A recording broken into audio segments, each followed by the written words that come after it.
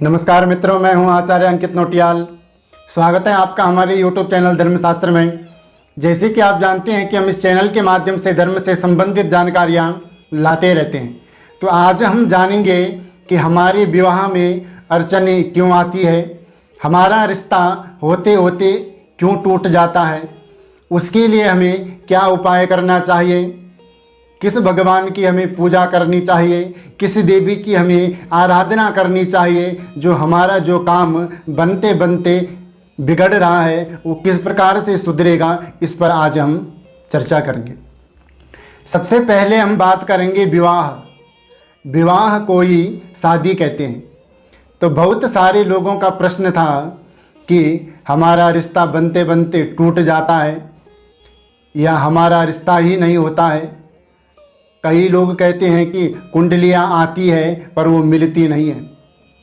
तो इस समस्या से उनके माता पिता बहुत परेशान हो जाते हैं और आस पड़ोस के लोग भी उनको कहने लग जाते हैं कि इनकी उम्र तो बहुत ज़्यादा हो गई, अब तक इनका विवाह नहीं हुआ। फिर लोग सोचते हैं जब घर के बड़े बेटे या बेटी का ही विवाह नहीं होगा तो दूसरे का विवाह हम कैसे करें पहले। नहीं तो लोग सोचते हैं कि बड़े का विवाह नहीं हुआ, इसका मतलब इस पर कोई ना कोई कमी है जिसलिए इन्होंने इसका विवाह नहीं किया है। तो क्यों ये सारी परेशानियां हमारे जीवन में आती हैं, इस पर आज हम बात करते हैं। सबसे पहले विवाह का जो स्थान है, घर गृहस्थी का जो स्थान है, जन्म कुंडली में 7वां घर होता है जो लग्न के ठीक सामने होता है। तो जब भी हम विवाह इत्यादि रिश्ता इत्यादि कहीं अपने बालक या बालिका के लिए ढूंढें तो सबसे पहले जो हमारे बालक या बालिका की जन्म कुंडली है उसको किसी विद्वान ज्योतिषाचार्य को दिखाएं। वो आपको बताएंगे कि इनके विवाह में अड़चनें क्यों आ रही हैं, कब तक इनके विवाह का योग है, कैसी धर्म पत्नी इनको मिलेगी। तो जो अड़चनें आ रही है वो क्यों आ रही है वो सब वो बताएंगे, तब आप उनके अनुसार जो वो उपाय बताएं उसको आप कर सकते हैं। अब कई लोग कुंडलियां तो जुड़ाती ही नहीं हैं, किसी विद्वान ज्योतिषाचार्य को दिखाते ही नहीं हैं और फिर कहते हैं हमारे जीवन में परेशानियां आ रही हैं। जब आप कुछ उपाय ही नहीं करोगे तो समस्या का निवारण कैसे होगा। अब आपने कुंडली तो दिखा दी और ब्राह्मण देवता ने आपको बता दिया ये करना है, पर आपने वो किया नहीं और फिर आप कहते हो कि कुछ हुआ ही नहीं। तो इसी समस्या के निवारण के लिए कुछ उपाय मैं आपको बताता हूँ, बहुत अच्छे हैं, आप जरूर करके एक बार देखें, आपको जरूर ही सफलता प्राप्त होगी। जब आप स्नान करते हैं तो अपने नहाने वाले पानी में या तो थोड़ी सी हल्दी आप डाल दें, और यदि आप हल्दी नहीं डालते हैं तो अगर आपके पास केसर उपलब्ध हो तो आप केसर वहाँ डाल सकते हैं। आपको अनामिका और अंगूठे से इन दोनों उंगलियों से आपने हल्दी या केसर अपने नहाने वाले पानी में डालना है और उससे आपने स्नान करना है। यदि आप ये नहीं कर पाते हैं तो दूसरा उपाय है कि आप प्रत्येक पूर्णिमा के दिन, अर्थात जब भी पूर्णिमा आए तो पूर्णिमा के दिन आप वट वृक्ष अर्थात बड़ के पेड़ की 108 परिक्रमा करें। और 108 परिक्रमा आप तब तक करें जब तक आपका विवाह नहीं हो जाता है। तो परिक्रमा कब करनी है? परिक्रमा आपको सूर्य उदय होने से पहले पहले करनी है, और जब आप परिक्रमा कर रहे हो तो उस समय आपने किसी से भी बात नहीं करनी है। अब आप 108 की गिनती कैसे करेंगे?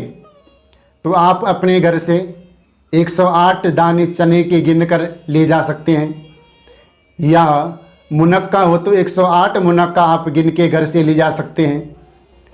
ओना हो तो मकाने होते हैं, उनको आप 108 घर से गिन कर ले जाएं। और एक सूती धागा भी आप घर से ले जाएं उस वट वृक्ष के चारों तरफ बांधने के लिए।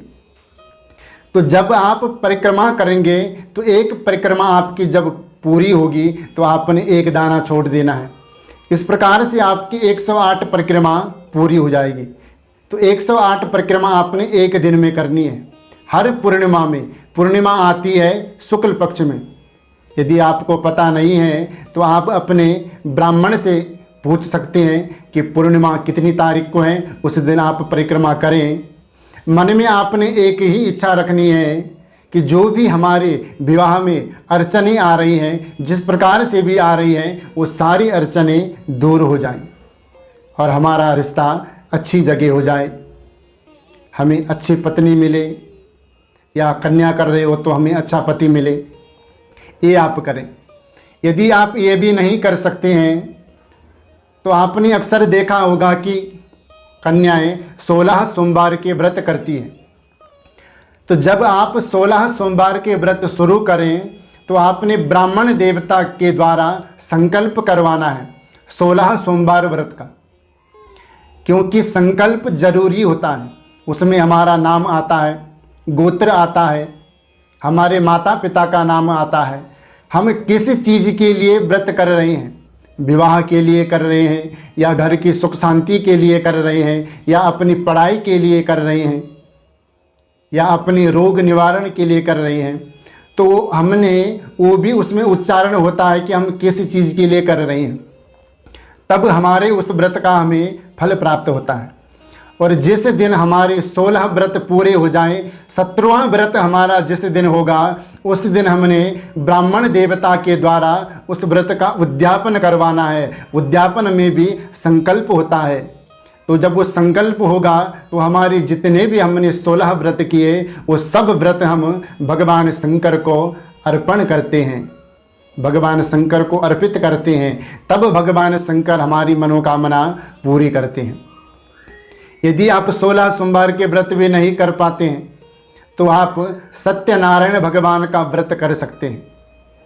या तो आप हर पूर्णिमा को सत्यनारायण भगवान का व्रत करें, और या तो महीने में जिस दिन संक्रांति आती हो उस दिन आप सत्यनारायण भगवान का व्रत करें। और जो भी आपकी मनोकामना हो वो मनोकामना आप सत्यनारायण भगवान से बोलें तो आपकी मनोकामना जरूर पूर्ण होगी।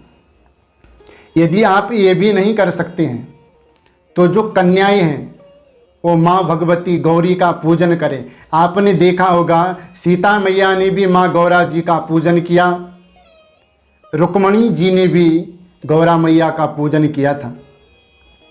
तो आपने भगवान शंकर के मंदिर में जाना है जहाँ भगवान शंकर माँ गौरा दोनों विराजमान हो, और माँ गौरा की आपने पूजा करनी है। जो भी आपके पास उपलब्ध हैं, आपके पास फूल हैं, फल हैं, मिठाई है, घी का दीपक जलाना है, धूप बत्ती इत्यादि जलानी है, और इस मंत्र का आपने वहाँ पाठ करना है।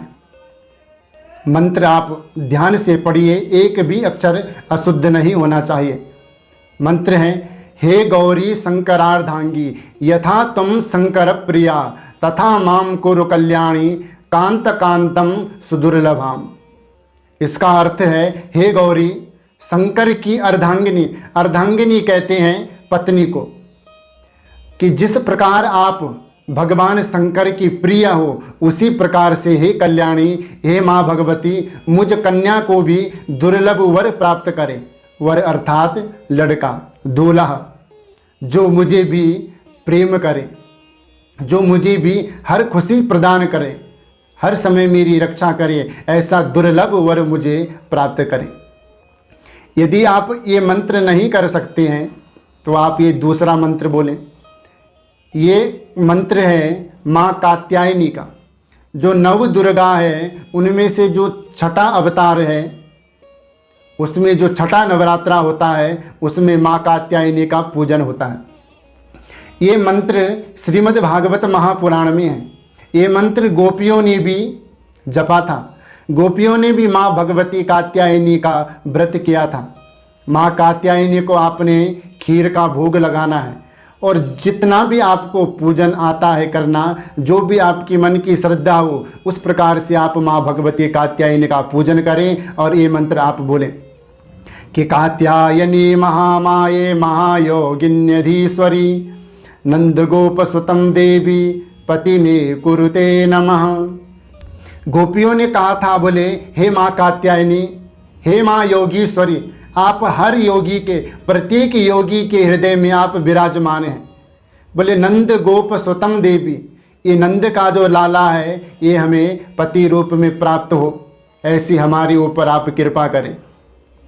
तो आपने भी माँ भगवती से यही प्रार्थना करनी है कि हमको अच्छा वर मिले।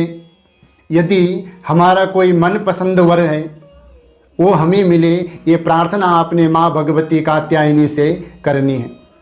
ये तो है कन्याओं के लिए ये 2 मंत्र। लड़के जो अच्छी पत्नी की इच्छा रखते हैं या उनके मन में ये है कि हम जिस लड़की को पसंद करते हैं, प्रेम करते हैं, उसी से हमारा विवाह हो, तो माँ भगवती के इस मंत्र का जाप करें। अर्गला स्तोत्र का 24वां श्लोक है ये, बहुत सुंदर मंत्र है कि पत्नीम मनोरमाम देहि मनोवृतानुसारिणीम तारिणीम दुर्ग संसार सागरस्य कुलोद्भवाम।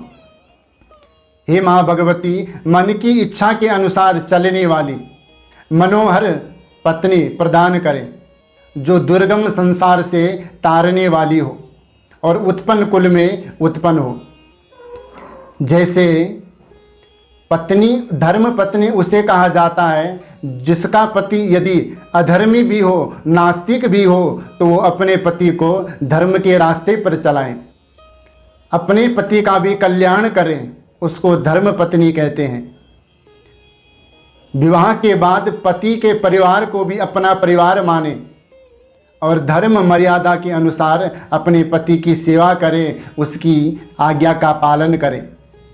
तो ऐसी पत्नी माँ भगवती से हम प्राप्त करते हैं। तो इस मंत्र का लड़के जाप करें। आप श्रद्धा भक्ति भाव से अगर जाप करेंगे तो माँ भगवती की कृपा आप पर जरूर बनी रहेगी। तो जिस प्रकार से मैंने आपको बताया, इस प्रकार से आप भली भांति समझ गए होंगे।